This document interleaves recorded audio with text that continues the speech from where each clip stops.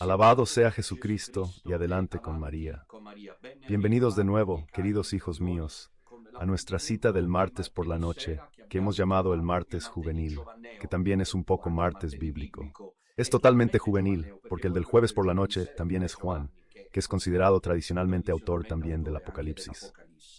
Estamos en el tercer episodio, creo, si no recuerdo mal. El martes pasado lo saltamos por la valiosa novena por Rusia. Ahora volvemos a concentrarnos en el primer capítulo del Evangelio de Juan, y particularmente en los 18 versículos que se encuentran bajo el título de prólogo de introducción al Evangelio de Juan.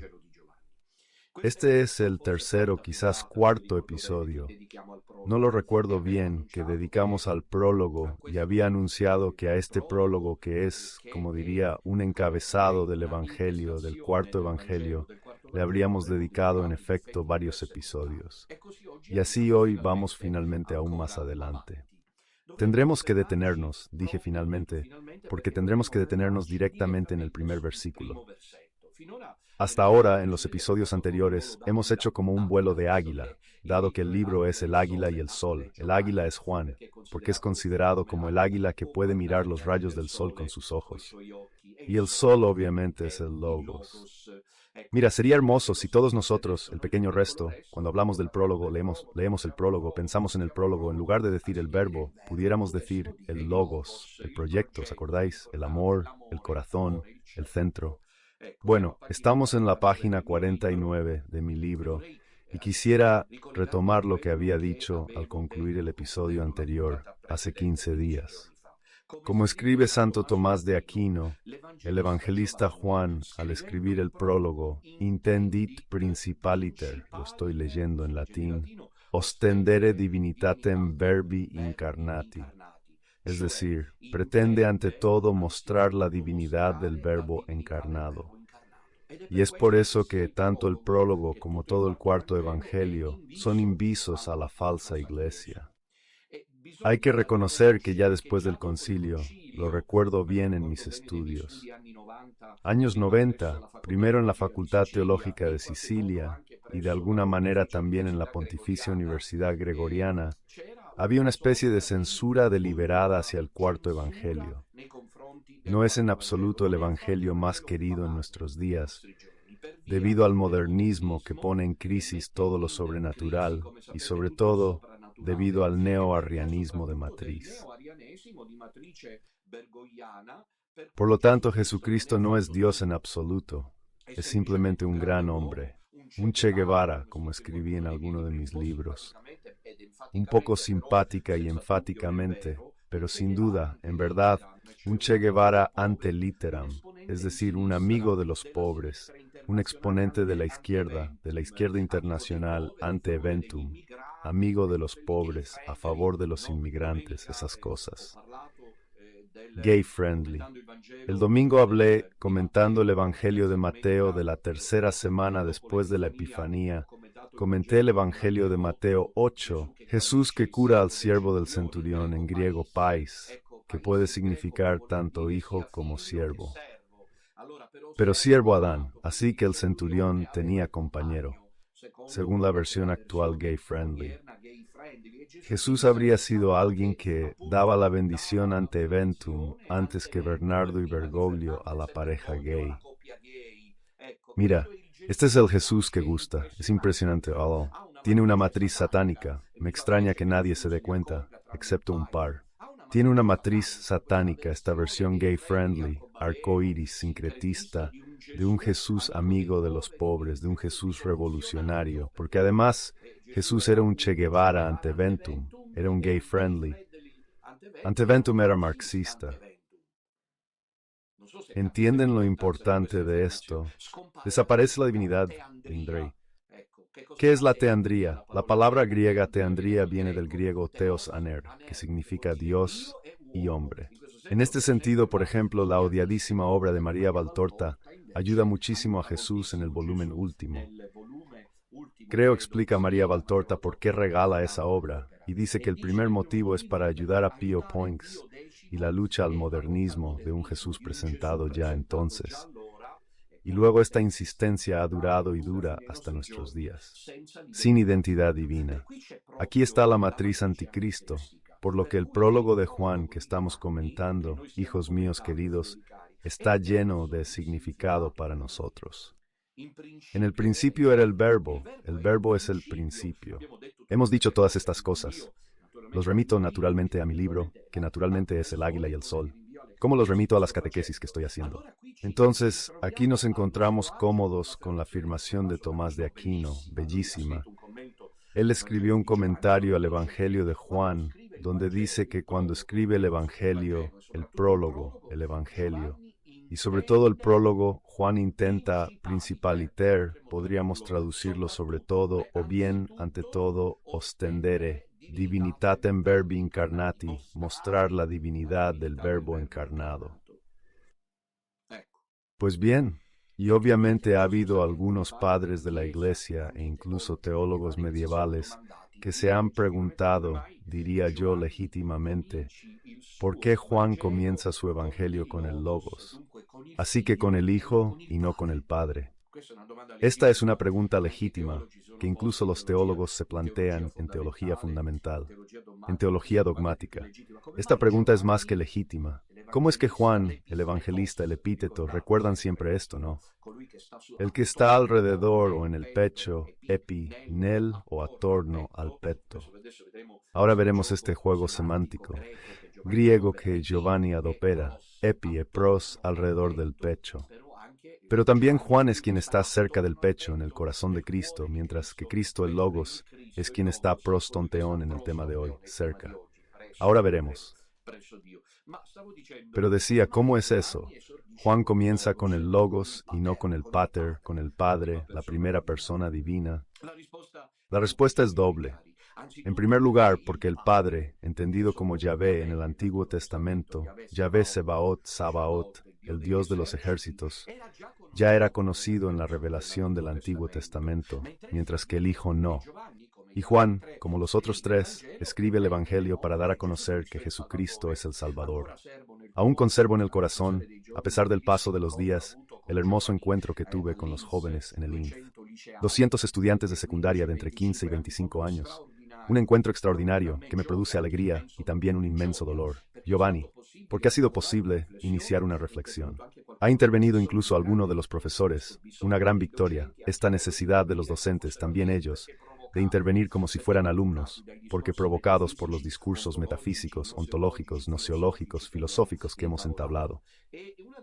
Y una de las preguntas era si todas las religiones son iguales, y yo he respondido diciendo que como punto de partida todas las religiones son iguales, porque expresan la necesidad del hombre de buscar a Dios.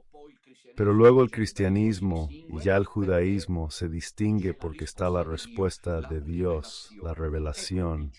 Mira, Juan escribe el ángel para decir que Jesucristo es la revelación del Padre. Por eso parte del Logos y no del Padre. Es la razón.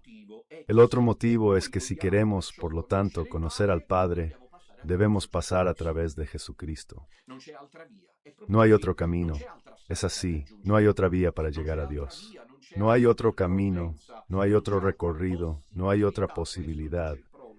Esto dice el prólogo, de llegar a Dios si no es a través de Jesucristo. Y esto es lo que más que ninguna otra cosa conquista en el Evangelio de Juan.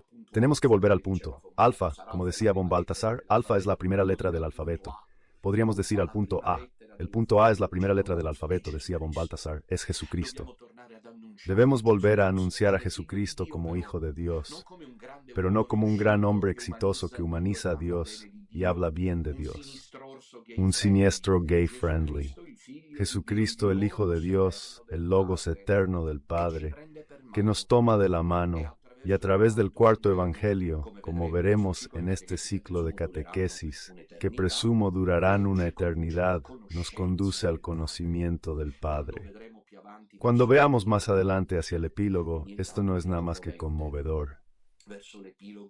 Hacia el epílogo en los capítulos finales del Evangelio, aquellos cuando ya Jesús está a pocas horas de la traición de Judas, Felipe el apóstol, dice una cosa ahí mismo. Insensata, pero también justificable. Jesús muestra al Padre. Porque Jesús no hizo más que hablar del Padre. Jesús vino a la tierra, flores queridos, para hablarnos del Padre y la relación que Él, Ave eterno, desde siempre vive con el Padre. Porque nuestro destino final es ir con el Padre. Dios Padre lo sconosciuto, Dios Padre. Porque cuando llegamos, como muchos santos han hecho, a sentirnos acompañados y envueltos por el amor de Dios Padre, estamos a salvo. Y Felipe entonces, como había hablado de Jesús continuamente con el Padre, comprendió que había algo aquí que no cuadraba. Así que se puso a salvo y le dijo a Jesús, muéstranos al Padre en este momento. Y la respuesta está en el Evangelio de Juan, que es la contrapartida del prólogo, porque el prólogo es, como os he dicho, una obertura que acompaña como melodía musical todo el cuarto Evangelio. Felipe, quien me ve, ve al Padre. Mira, no lo puedo creer, no hay palabra más solemne que esta. Jesús vino a revelarnos, a hacernos ver al Padre. Este es el significado del prólogo.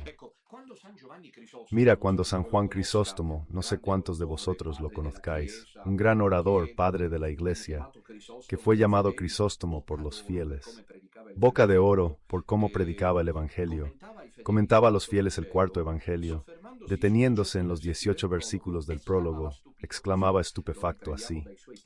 Lo retomamos de sus textos, que estaban, digamos, estenografiados, porque todos se habían dado cuenta de que este hombre era un santo, y por lo tanto lo que decía debía conservarse para la posteridad. Mirad lo que dice San Juan Crisóstomo en el siglo V.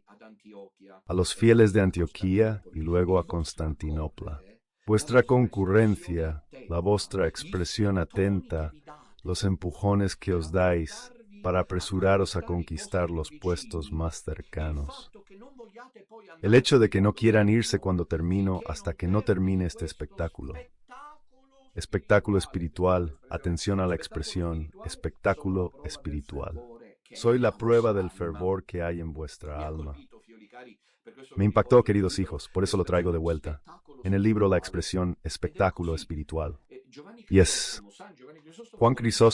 San Juan Crisóstomo comentaba el Evangelio de Juan, el prólogo, y veía a estos fieles correr en masa, empujándose para poder escucharlo. Y habla de espectáculo espiritual, sí. El prólogo. Si aún debiéramos encontrar otras expresiones, las tomaremos. Esta última de Crisóstomo es un espectáculo espiritual, sinónimo de drama.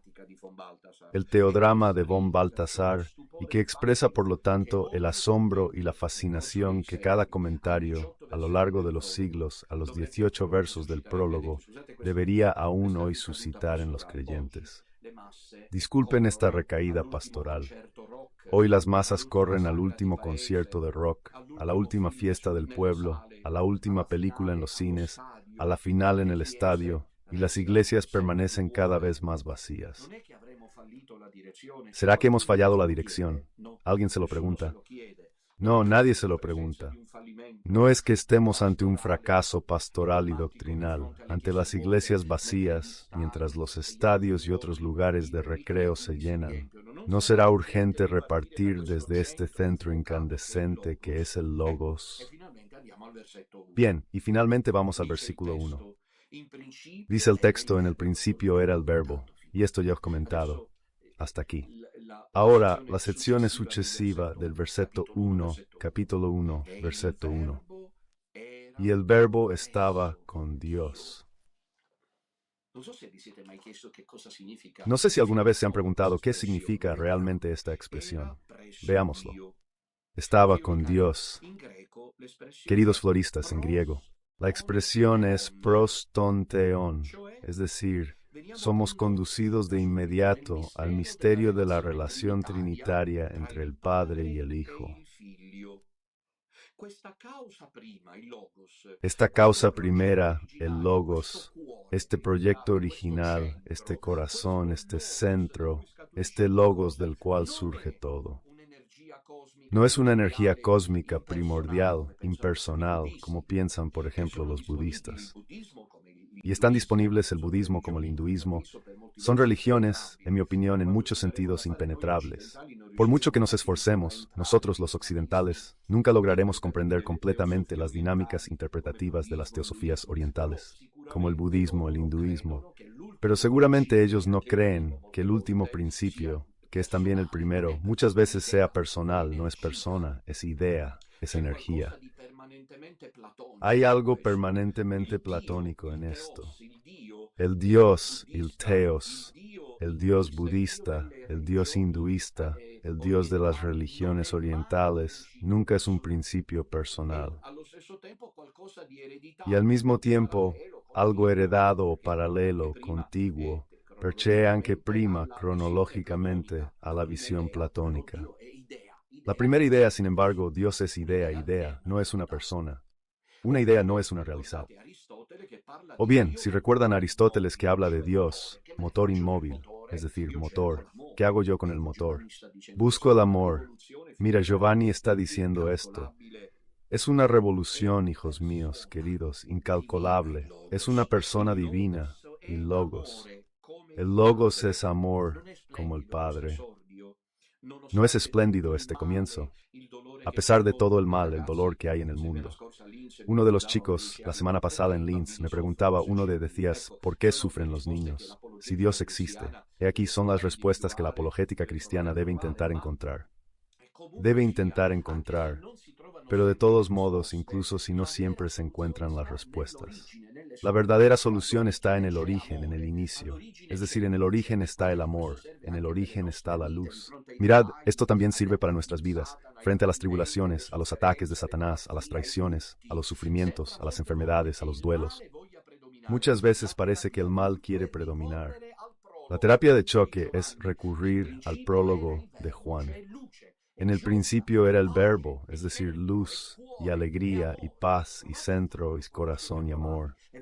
Inténtenlo cuando estén a prueba y vean qué sucede. Es una terapia de luz. Siempre lo que al principio es lo que determina todo, y al principio está Dios, está su gracia, está su amor. El Logos es amor como el Padre. Así que lo que Juan está tratando de decirnos, verdadero poeta místico, es que el inicio... Vean, a propósito del poeta místico, no sé si lo saben, si otras veces se lo he dicho, von Baltasar hablaba de los principios en la Iglesia y decía que María es el principio mariano, coextensivo a ti, porque tare glieref sir Lord. Luego decía que está Pedro, el principio Pedro. Pedro está representado, decía él, por los obispos, por los cardenales, por el Papa, por los sacerdotes, por aquellos que virilmente ostentan el oficio divino, el oficio. Pedro, de hecho. Luego está Pablo, el principio es paulino. Pablo, decía von Baltasar, representa a todos los misioneros, todos los anunciadores del Evangelio, de los cuales la Iglesia no puede prescindir, porque la Iglesia vive para anunciar el Evangelio. La jerarquía existe para garantizar el anuncio del Evangelio. Pero hablaba también de un principio juvenil. Juan la Iglesia representa a los teólogos y los místicos. Así es, así. Juan, hijos queridos, nos da este comienzo para decirnos que al principio, si existe el Logos, existe el amor, el mal, el dolor, todo lo que es irracional, caótico y nos rodea. No es original. Ya está la respuesta, si os dais cuenta. Los filósofos deberían acercarse con valentía de nuevo a este prólogo para intentar identificar las respuestas que hay. Si el origen es el amor, il male non è l'origine. El mal es ausencia de amor. El mal es ausencia del bien. A esta conclusión llegaron ya San Agustín e incluso filósofos no cristianos por sí mismos. El mal no es un principio extensivo al divino como el bien. El mal no es jamás. Todo lo que es malo no es divino, en el sentido de que no existe desde siempre. Solo Dios existe desde siempre y es amor. Solo Dios es el origen de todo y es luz, es alegría, es paz. Si entonces de explosión inicial se debe hablar Big Bang sobre el origen del mundo, yo hablaría de Big Love. No me he atrevido a escribirlo aquí, porque si no, puede parecer que lo banalizo. ¿Te gusta la idea? Les propondría a los filósofos que imaginen lo que Don Minutella es capaz de proponer. Pero es tan descabellada esta propuesta. Queridos científicos, cambien el título. No hablen más del Big Bang, explosión, sino del Big Bang Love, de una gran explosión de amor. O hablen del Big Bang Lights, es decir, de una gran explosión de luz. Esto es lo que hay en el origen. En lo que a mí respecta, por esta situación que estamos viviendo, anómala, singular, en la Iglesia y en el mundo, jamás estaré dispuesto, ni siquiera ante la muerte, a renunciar a este origen, a esta clave interpretativa del origen. La primera expresión, sin embargo, dice que este verbo, este logos, dijimos que lo llamamos logos. Esta persona está prostonteon. ¿Cómo se ha traducido en el texto italiano? Estaba con Dios. ¿Les gusta como interpretación? ¿Me oyen?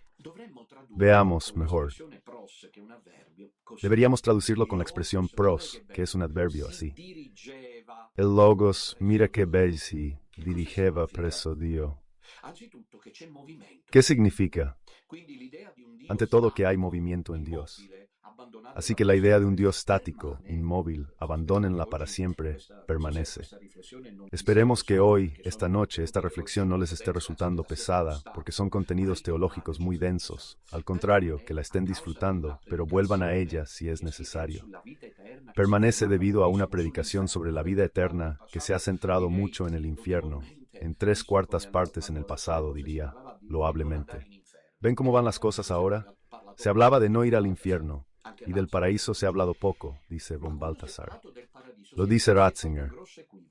Pero cuando se habló del paraíso, se cometió un gran error, porque se habló del paraíso como visión beatífica.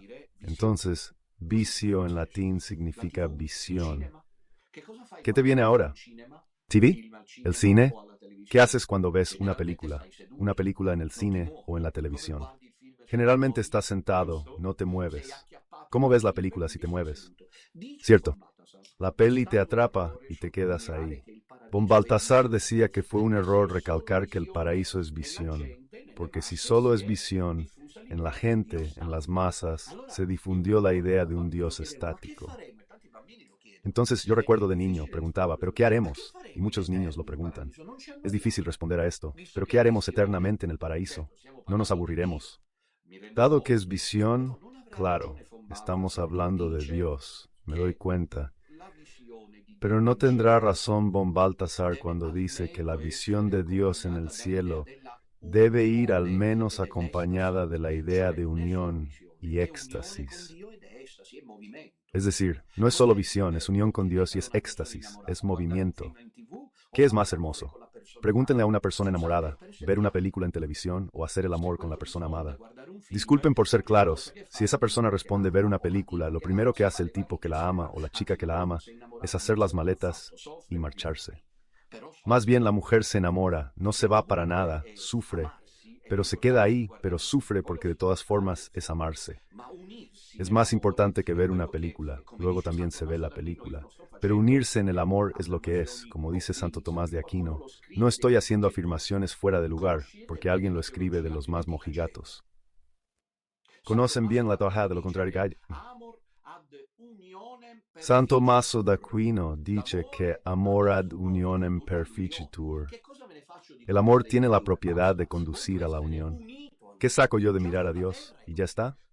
Quiero estar unido a Él. Ya en la tierra es así. Comunión. Comunión de comunio. Hermosa. Comunio es eso. No basta con mirarlo. Sí, la adoración eucarística por el amor de Dios es hermosa. Cuando Jesús está expuesto en el altar, yo me acuerdo en la parroquia, vivía de eso y vivía de eso en la parroquia. Yo, la adoración eucarística, comunitaria y luego detenerse personalmente ante el sagrario. Pero ¿de qué me sirve si no puedo unirme a Él? El amor exige unión. Si no, no es amor, que no es el físico necesariamente, es también la unión, sobre todo de los corazones. Entonces, el Logos se dirige al Padre por una necesidad de amor. Normalmente se traduce como junto a Dios. pero pros también puede significar delante de Dios. Y esto indica que la relación es frontal y abierta. Los dos, el Padre y el Hijo, están uno frente al otro, se miran, entonces están enamorados.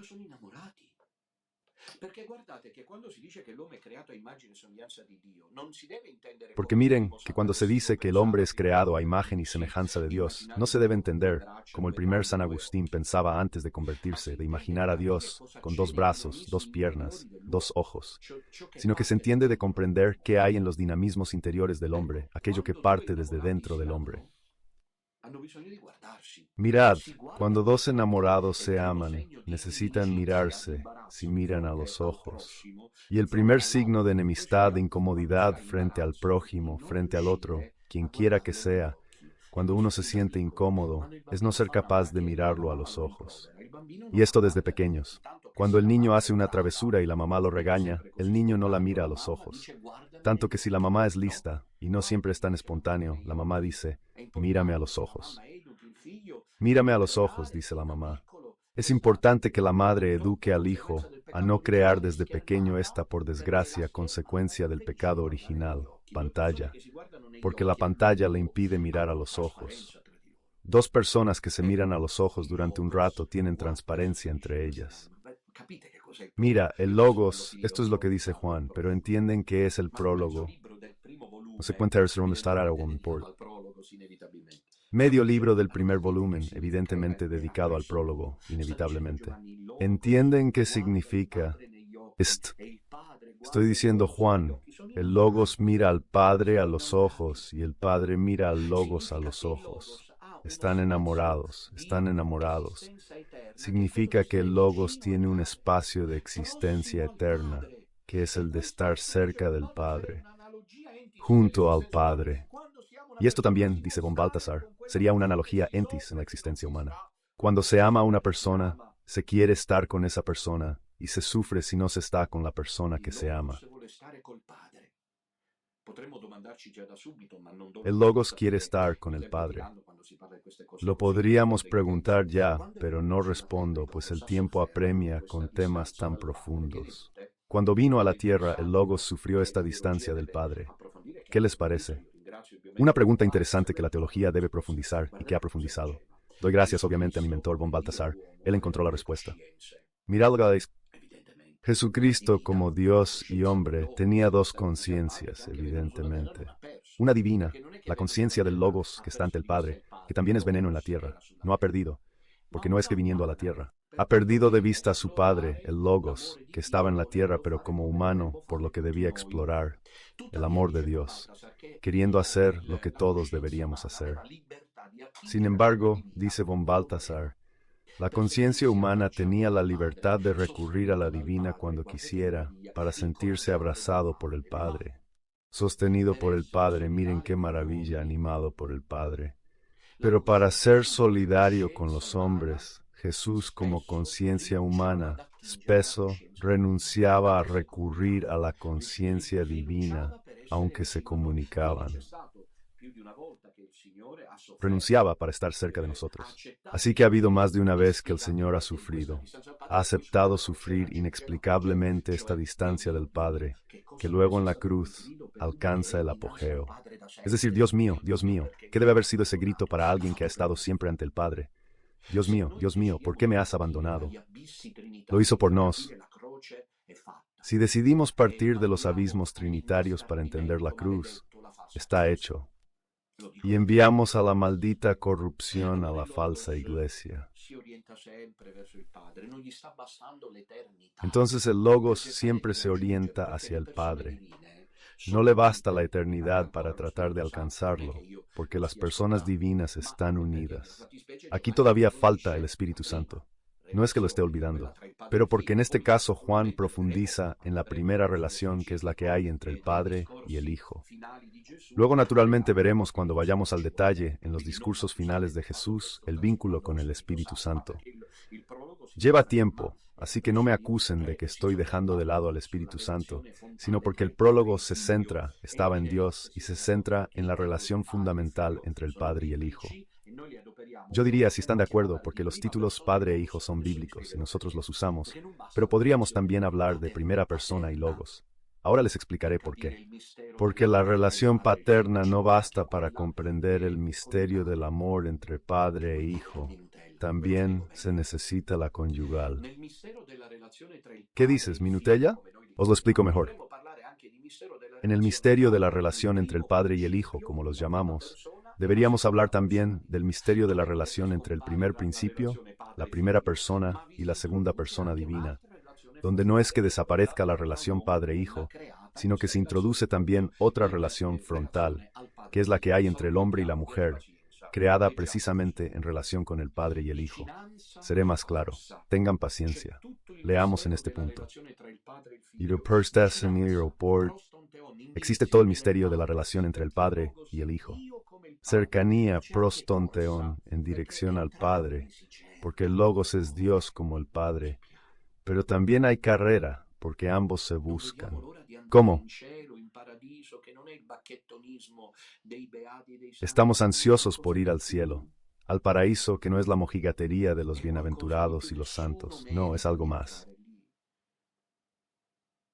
Es algo más, nessuno merita di entrare ahí. Nadie, es todo un acto exclusivo de amor, pero ¿quién se lo merecería? ¿Qué criatura, angélica o humana? Desde San Miguel Arcángel a María, a San Francisco de Asís. ¿Quién puede pretender decir que comprende este misterio? Nadie. Es un acto de amor. Dios ha querido hacernos partícipes de su naturaleza divina. Se acercan los dos, no porque estén distantes, porque el Padre y el Hijo no están distantes, porque ellos son puro ágape. Y el amor tiene como exigencia intrínseca la comunión. En Dios entonces todo es relación, todo es comunión. Es más, la relación existe en vistas a la comunión. El Padre, el Logos, se encuentran como personas, cada una divina y libre. Y aquí está ahora, aquí está ahora. Y para ambos procede la eterna comunión, que es su misma alegría divina. Es decir, el tercero entre ellos, el Espíritu Santo, que es precisamente la bullitio Dei, como la llamaba Maestro Eckhart, es decir, la efervescencia. Vean, cuando se pone la olla al fuego con agua dentro y luego poco a poco el agua hierve, suben las burbujas, la fuente de calor, el calor tiende a subir. Aquí en este caso es al revés, podríamos decir, el calor tiende a bajar. Procede del Padre y del Hijo, y con el Padre y el Hijo es la bullitio. Es la burbuja de este incandescente amor que eternamente reina entre los tres. Es el éxtasis trinitario. ¿Por qué se corre? Se corre por deporte, para alcanzar una meta. Uno corre para alcanzar una meta. Pero también, si lo piensan, se corre de niños y de jóvenes, así de forma totalmente espontánea. Al niño le gusta correr. Qué bonita la carrera del niño. ¿Han visto alguna vez la carrera de un niño? ¿Qué expresa? Expresa toda la frescura del ser humano. Esta carrera del niño. El anciano, il vecchio, normalmente non corre. Porque la carrera, ¿qué dice el correr? Dice juventud, frescura, ayuda, prestancia, potencia, pero también vigor, pasión y juego. Los 22 jugadores en la cancha, con el árbitro en medio, en la cancha, mientras se juega el partido de fútbol, corren. Los niños corren jugando. La carrera en Dios, como Juan nos da a entender, es todo esto y aún más. Prostonteon significa que está cerca de Dios, hemos dicho, es la relación. El Hijo y el Padre que se aman y se miran. Pero prostonteon significa también en dirección a Dios. Así que el Hijo corre hacia el Padre y el Padre corre hacia el Hijo. Y correr puede dar a entender también el sinónimo de la danza. Incluso el baile más que la carrera. Es expresión de vigor y prestancia. Quien corre pone en juego la presencia física, la dimensión atlética, ma la danza invece è bellezza. Y atención, no hablo de danzas sinuosas pecaminosas, hablo de las danzas bellas, las elegantes, que indican armonía. La danza indica en tanto el cuerpo se convierte en música. Aquí está todo, flores queridos, ven cómo espero lograrlo. Este libro me es muy querido. Sé que cuando muera y ya no esté, se acabará de una vez por todas esta vergonzosa campaña difamatoria contra mí. Tal vez algún día, cuando ya no esté, estos textos se recuperen y se entienda quién era realmente Don Minutella. Decid, mis queridos, que esto, entonces, etato. Está el misterio del ser humano que es el reflejo del amor divino. Les he hablado de carrera, danza, unión. Son tres cosas humanas que, sin embargo, reflejan el misterio de Dios. Porque los tres, si buscan y se encuentran de una forma siempre nueva, incluso si desde la eternidad. No es que el Padre, el Hijo y el Espíritu Santo, estas tres personas divinas, unidas por la única naturaleza divina en un momento dado. Así que bueno, ¿ahora qué hacemos? Se dice mi experiencia como párroco, como él lo enseñó. ¿Cuánto hay de verdad en eso de que después de que dos amantes, marido y mujer, se aman de buena gana, luego el hombre necesita un momento de recreo? La mujer, cuando está recién casada, le sienta fatal esto, pensando que no se siente amada. Luego, poco a poco, descubre, porque en esto la mujer, inexplicablemente, tiene más dificultades y a veces parece un poco desprevenida. Que en cambio es necesario para el hombre encontrar también otros espacios identificativos. No porque rechace el del amor, que al contrario, lo tonifica y lo hace sentir bien. Pero necesita el trabajo. De la actividad Homo Faber. De la realización del ocio. El ocio lo creó el hombre. El entretenimiento, no la mujer. El bar lo creó el hombre. No hay muchas mujeres. Hoy sí, porque existe el feminismo avanzado. Por lo tanto, las mujeres van al bar a beber cerveza. Pero lo inventó el hombre, el estadio, el fútbol. ¿Quién lo inventó? Si fuera por las mujeres pobres de nosotros, desde este punto de vista, ellas solo querrían amor, intimidad, la habitación, y apenas el hombre sale de allí para ir a beber, si la mujer lo deja libre, es para comerse una tostada, porque de lo contrario eso es para la mujer. El hombre necesita oros espías. En el caso de la Trinidad, la mujer tiene razón. ¿Sobre qué sería útil profundizar? Madre mía, este libro y estas catequesis me gustan, ante todo, a mí. Lo siento si a ustedes no les gustan, pero yo las encuentro maravillosas. No saben cómo, de aquí a los próximos días, estas cosas dichas a mí me motivan en medio de la porquería que miramos. Digo, por eso la mujer está más cerca a Dios. Dios, ahora veremos por qué, ha establecido que la mujer sea más sensible a lo divino, a lo espiritual, se ve, se entiende eso. Pero si hay un hombre que lo abraza, lo espiritual, la mujer lo supera. Tanto que la mujer se le debe arrojar encima. Para mantener su ritmo, como la Iglesia, con Francisco de Asís, por poner un ejemplo. Los tres se buscan, porque es como la mujer que quiere vivir siempre del amor, nunca se cansa del amor. Porque los tres no necesitan entretenimiento. El entretenimiento en la Trinidad no existe. No está el león que hace. Y recuerdan la canción de las películas, ¿no? Dorado, ¿cómo se llama esa cosa? De la productora cinematográfica. Ninguno de los tres quiere ir a Cinecittà, al cine o a tomarse un Campari con soda en el bar. Ninguno de los tres, después de 3/4 de eternidad, viene a susurrarnos. No puedo más. Estoy cansado. Ahora todo está claro. Aquí no hay ninguno de los tres que quiera salir jamás de este éxtasis con os lo ruego, que le pidáis al Espíritu Santo que entienda que el éxtasis continúa. Cada instante eterno es una eternidad plena para los tres, porque no hay un antes, un durante y un después. Es un presente de escandescencia e incandescencia incalculable. ¡Qué misterio! Como les dije, el amor, hasta el más santo y apasionado, no es amor de amor, sino amor del amor. Incluso en los hombres de Dios, como ahora les diré, exige a veces pausas de distracción, sobre todo en el hombre, ya que, como hemos dicho, la mujer sabría, porque Dios así lo quiso, vivir exclusivamente de intimidad y relación. En el hombre de Dios igual. Juan Pablo II, por poner un ejemplo. Hay hombres que no lo buscan, el entretenimiento, pero entonces se desahogan inadvertidamente en la comida, por ejemplo.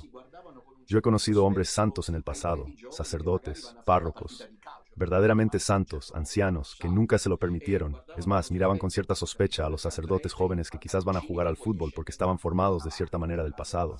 Y miraban con recelo. No entiendo por qué. Al cura en pantalones cortos, ¿qué quieres? ¿Que baje al campo con la sotana a jugar al fútbol? O al cura, cuando se supo que el joven cura Minutella, enseguida tachado de tradicionalista, iba de buena gana a la playa. A la playa me pongo el bañador, ¿no? Pero estos curas mayores, he visto con mis propios ojos lo que digo, y no es una crítica, es solo para decir que en el hombre existe esta necesidad. Y luego en la mesa, caramba, caramba, encuentran allí el entretenimiento. No sé si puedo decirlo, o incluso en otros aspectos inesperadamente presentes, pues el hombre es así. Pero la raíz del término griego, esto olvidé decirlo, para indicar Dios, theos, se remonta precisamente al verbo de la carrera. Osageres Mohammed sin que sin correr. Así que theos, dice von Balta, debería reconectarse al verbo tein. No soy yo, ¿eh? Von Balthasar, correr. Así que Dios es carrera, para indicar este dinamismo de amor. Y finalmente Halperxis estaba con Dios. Estamos entendiendo qué significa, qué contiene en sí mismo. Este estaba con Dios o en dirección a Dios. Indica relación de amor, mirarse fijamente a los ojos, el Padre y el Hijo. Y hemos dicho, indica también en dirección a Dios, por lo tanto, la carrera, la danza. Pero ahora llegamos al pasaggio decisivo. El Logos, como sostuvo von Balthasar, es aquel que encarna el Logos, la segunda persona divina, la vis pasiva, que significa la fuerza receptiva del recibir, como la mujer. Y von Balthasar habla de esto. Recuerda cuando yo expuse en mi reflexión teológica a mi profesor de la Gregoriana, ya fallecido, el padre John O'Donnell, jesuita americano, estas reflexiones.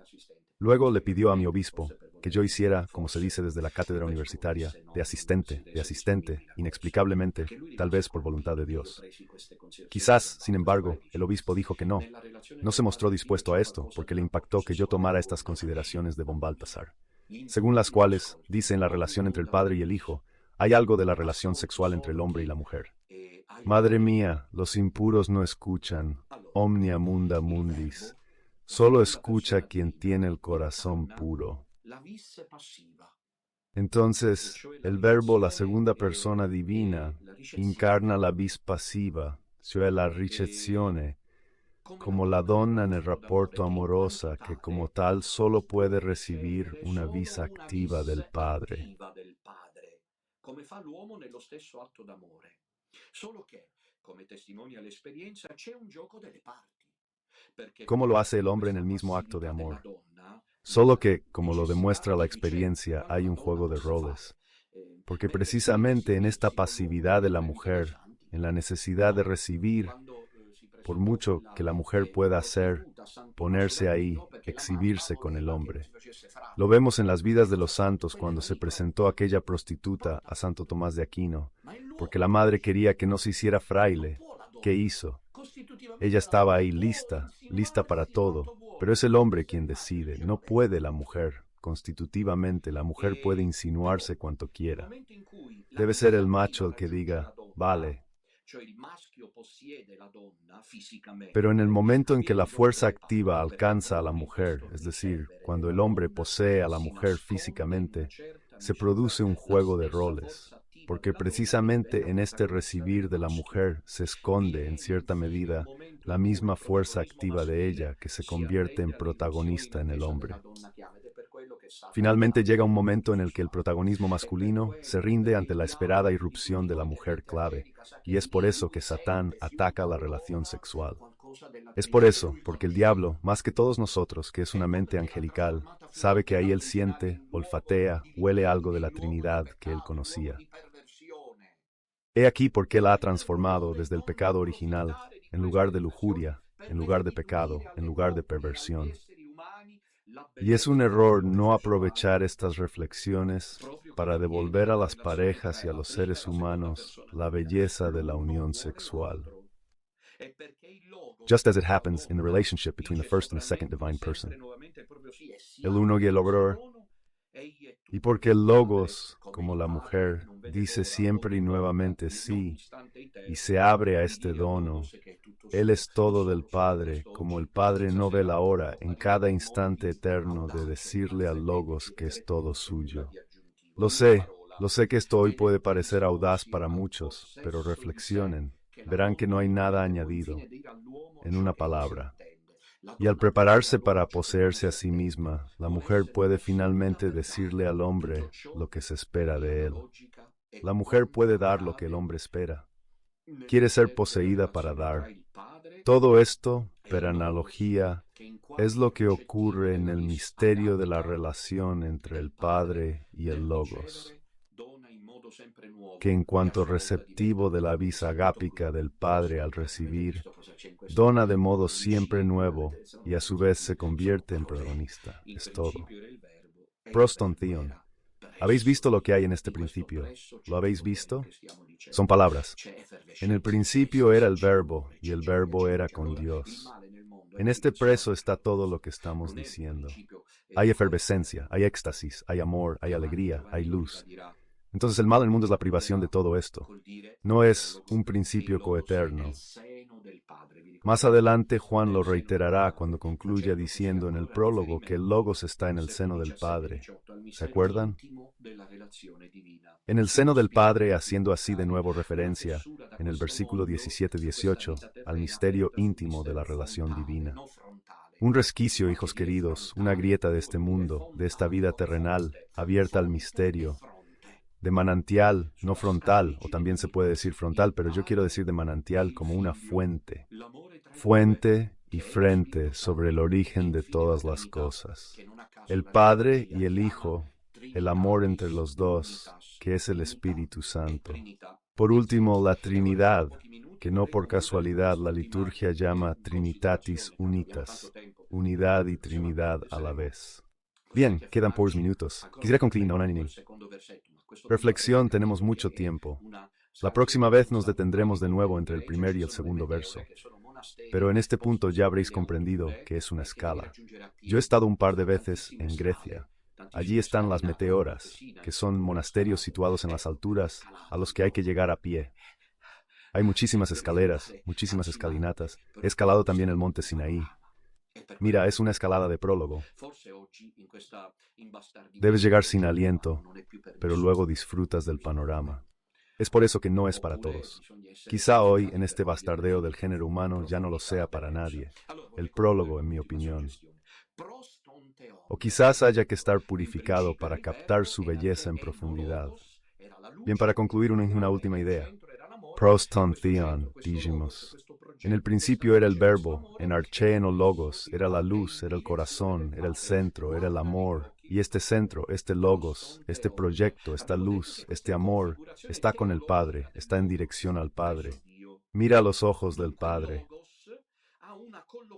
Proston Theon. Hemos dicho que esta es la configuración teológica del Logos en Dios. Por lo tanto, el Logos tiene una ubicación eterna, que es la de gozar, hemos dicho frontal y frontalmente, sin ninguna pantalla del Padre. Ambos están uno frente al otro, sin intervalos. Él, Logos, siempre está delante de él. Ahora, presten mucha atención a este último paso. Esta posición trinitaria del Logos es aquella con la que el Padre había pensado en Adán y Eva, Adán. Ante todo, él está creado para ser proston Theon. De hecho, los Padre Iglesia, yo soy un gran heredero de la teología griega. También la latina, pero más la griega, probablemente por von Balthasar. Los padres dicen que la primera palabra con la que la teología debe comenzar no es amartia, es decir, el pecado original, pero caris, la gracia. Estoy totalmente de acuerdo. La primera palabra es caris, no hamartia. Y cometió el error. Por caridad, no me malinterpreten, San Agustín. Don Baltasar estaba convencido de ello, y también Tomás de Aquino, pero sobre todo San Agustín, quien dio esta dirección a la teología latina occidental. El pecado original, sí, sin duda, pero hay algo antes del pecado original, debe recordarse. De lo contrario, el riesgo es una descentralización de la teología cristiana en general, que es la caris, la gracia. El Padre crea nel Hijo, por obra del Espíritu Santo, imago Trinitatis, el hombre crea a Adán. ¿Cómo hace? ¿Cómo hace? ¿Lo crea capaz de relacionarse con quién? ¿Hay alguien más? ¿Está la mujer? Por suerte aún no, diría Adán. Sí, lo diría, porque luego lo distrajo de esto. Tenemos que hablar de las cosas como son. Dirá San Bernardo que el hombre pecó por ignorancia, Adán, pero Eva pecó por malicia. Por eso la mujer siempre sufrirá más que el hombre, siempre más, tanto física como el hombre muere antes, pero generalmente, naturalmente hay excepciones. Yo lo sé, estas cosas como vosotras, más que vosotras quizás, pero básicamente así. La mujer con 1000 preocupaciones en la cabeza se hace películas, lo dicen las mujeres. Las mujeres se hacen las películas que el hombre en cambio más seco. Es muy bonito en este grupo que tenemos. Yo me divierto a veces entre Celestino y yo, y las hijas que están presentes viendo, sin que nosotros mismos nos demos cuenta de esta diferencia. No, pongo un ejemplo. Hace algún tiempo sucedió, solo doy un ejemplo, estábamos en la mesa, mis hijas saben que no puedo comer de todo. Estábamos en un restaurante, trajeron un plato, por fin podía comer a gusto. Pero no lo había pedido yo, lo había pedido una de mis hijas, escuchad esto. Entonces ella me lo ofreció, y yo me lo comí diciendo, lo siento, ya no lo quieres. Luego descubrí que me lo dio, porque había visto que me gustaba. Mira, es difícil que lo haga un hombre. Si el hombre lo hace, te lo dice, te lo doy, porque veo que te gusta, no sé si me entendéis. Bueno, de todos modos, volvamos a Adán. ¿Han pensado alguna vez que fue creado profesionalmente? Y el pecado original es haber perdido Aquí está el paso decisivo. Aquí está el pasaje decisivo. Dramático, trágico, el profesional de Adán y Eva se ha convertido en anti, en griego, y también en italiano se dice antagonista. Se ha vuelto anti en griego.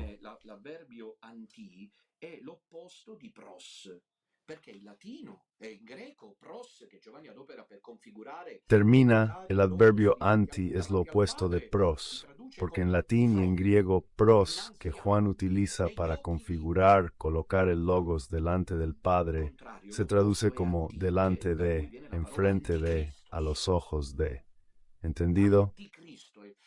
Lo contrario, lo opuesto es anti, de donde viene la palabra anticristo.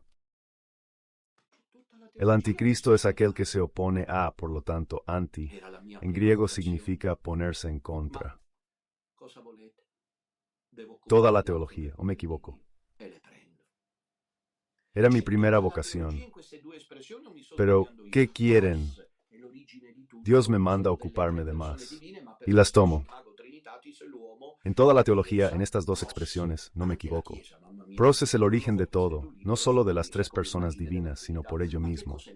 La imago Trinitatis es el hombre y la iglesia pros. La iglesia, madre mía. Porto escribió un libro sobre la iglesia y la Trinidad. ¿Qué es la iglesia sin hermandad? Recuerdo haber planteado este problema. Las reuniones del clero, esta hipocresía entre los sacerdotes, y luego cada uno volvía a sus parroquias, unos contra otros. Y como yo siempre tenía la parroquia llena, lo que me hizo un párroco, que Dios lo tenga en su gloria, murió por la envidia que sentía, y era anciano, en vez de alegrarse del bien ajeno. El verdadero amor es alegrarse del bien ajeno, es gozar al ver a los demás. La belleza, la bondad, la santidad, no sentir envidia, no sentir celos. Pero si la iglesia que imagina la Trinidad no refleja este ágape, ¿de qué sirve la iglesia? El anuncio mismo del Evangelio no sirve para nada, porque Jesús dijo, en esto conocerán todos que sois mis discípulos, si tuviereis amor los unos con los otros. ¿Cuánto hemos invertido en esto? Y ya estoy muerto, sabedlo, soy un mártir. Cuando lo dije la primera vez me saltaron los cables. Se autodenomina mártir. Sí. Lo hago yo, porque siempre he dado amor a quien ha venido tras las puertas de mi propiedad, la pequeña Nazaret, con un gato y un coche destartalado, sin comida y sin agua. implorada por las otras hermanas para que no le abriera, porque como mujeres habían entendido y olfateado qué tipo de personaje era. Y yo por el ágape la dejé entrar. Y ahora dirige la obra sucia, bárbara, contra mi Nutella. Sé lo que significa dar amor. Lo sé, porque yo creí en ello. En esto soy libre ante Dios de decirlo. Y deben serlo también ustedes. Inviertan en el amor, no llegarán a la santidad por ustedes mismos, si se concentran en ustedes. Los ayunos, las penitencias, las ascesis, las virtudes, hacedlo. Pero si no hay amor, solo sois un címbalo que retiñe, dice Pablo, porque Dios solo quiere que haya amor entre nosotros. Desaparecerían ayuno, penitencia. Esto lo había entendido también San Francisco. Aquella vez que un hermano tenía hambre, no lo soportó. Francisco se levantó, se sentó, se puso al lado y empezó a comer él que interrumpía el ayuno. No sé si es así porque tengo una autoridad franciscana delante. No sé si es así. Él que interrumpía el ayuno a menudo antes, para no enorgullecerse. Francisco de Asís, ¿entiendes? Quizá incluso dividiéndolo, pero era una forma de decir que antes que nada está el amor. Francisco amaba a las aves del cielo y a los peces del mar. Francisco era amor, porque era Francisco de Asís. Pros y contras, incluso la Iglesia. Hoy la Iglesia es anti-theos, no es prostontheon, es antitontheon. ¿Qué? Porque no hace lo que Dios quiere. Si lo piensan incluso en el Evangelio de Juan, Jesús dice algo muy importante. Dice, si me amáis, observaréis mis mandamientos. Interesante esto. No se puede seguir la regla moral del cristianismo si antes no hay amor. Tarde o temprano en algún lugar uno se derrumba. Concluyamos. Adán fue creado para eso. Adán fue creado para estar prostontheon como el Logos. Y esto Dios Padre quiere para todos. Y no se rindió, porque luego nos envió a su Hijo, después del pecado original, tratando de recuperarnos para una eternidad en la que, prepárense, todos seremos profesionales. Pero también están los anti, o sea, los que dan la espalda.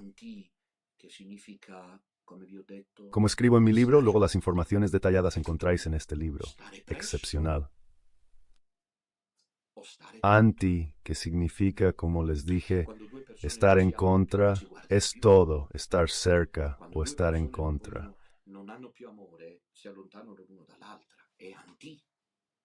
Cuando dos personas ya no se aman, dejan de mirarse. Cuando dos personas ya no se quieren, se alejan la una de la otra. Cuando se aman es profesional. Es una lección para parejas.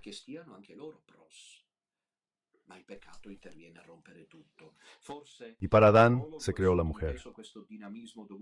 Eva, para que ellos también estén cerca, pero el pecado interviene para romperlo todo. Quizás en el prólogo se sobreentiende este dinamismo debido al pecado original, que no ha borrado del todo, no ha cancelado la ubicación inicial, la que en el Logos nos pone delante de Dios. El famoso fresco de Masaccio, que forma parte de la decoración de la Capilla Brancacci en la iglesia de Santa María del Carmine, en Florencia, que recibe el título de expulsión de los progenitores del Edén, no podría representar mejor, en un momento la dirección, con la ayuda del equipo, lo hará visible. No podría representar mejor la perspectiva teológica. Corvados llorando, Adán y Eva son expulsados del jardín del Edén y ahora le dan la espalda a Dios. Han pasado del pro al anti, del frente al contra. Siempre el pecado es este. De modo que probablemente el fresco de la Anunciación de Frangélico representa la esperada contrarréplica. María es ahora aquella como figlia di Adamo, pero sin pecado. Vuelve a orientar a la humanidad en el contramundo teológico. De nuevo, finalmente, el anti cede por gracia. Doy un paso al espacio inicial y me levanto. Aquello para lo que el hombre, como el Logos, es prostontheon, Es creado para estar delante y hacia Dios, como desde siempre y para siempre. Allí se encuentra el Logos. Y es hacia esta dirección eterna e irrenunciable que nosotros estamos en camino. Que la Virgen María nos ayude a vivirlo. Amigos queridos, ha pasado una hora de catequesis. Espero que no se hayan aburrido. Les ruego que la hagan circular esta catequesis para que todos se den cuenta. ¿Dónde está don Nutella, el verdadero? Alabado sea Cristo y María.